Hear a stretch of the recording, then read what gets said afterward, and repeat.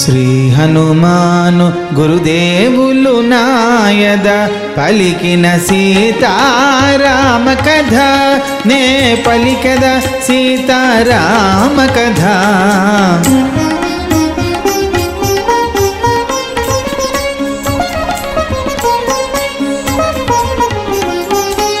మంత్రి కుమారులు తేజోవంతులు అస్త్రశస్త్ర విద్యా విశారదులు బురముల బోలిన శబ్దముల గయగ చతురంగ బలాలు సాగిరాగా ధ్వజముల గయగా వాయువేగముగ రథములపై రవికాంతులు చుమ్మగా మంత్రి కుమారులు ఏడుగురు చేరి హనుమంతుని పై దాడి వెడలిరి.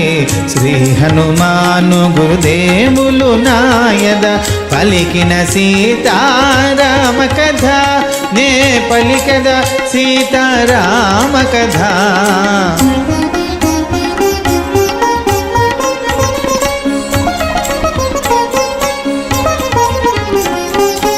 పదములతో మర్ధించి కొందరిని ఉరముతో కుమ్మి మరికొందరిని పిడికిలి బిగించి పొడిచి కొందరిని గోళ్లతో చీల్చి మరికొందరిని వరుసగా ఏడుగురు మంత్రి సుతులను పవన కుమారుడు యమపురి కంపెను మారుతి ఇంకను కోరు పెంచగను తోరణ స్తంభము పైన నిల్చెను.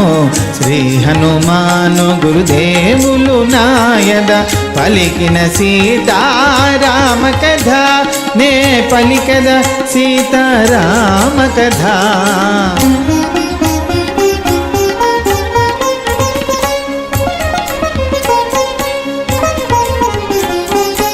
మంత్రి సుతులను సర్వసైన్యమును మారుతి త్రుటిలో సంహరించెను. ఎటు చూచినను మృతదేహములు ఎటు బోయినను రక్తపుటేరులు. ఈ వృత్తాంతము వినిన రావణుడు కొంత తడవు యోచించి పలికెను. సేనాపతులను తగిన బలము గని ఆవానరుని దండోపబౌమనెను.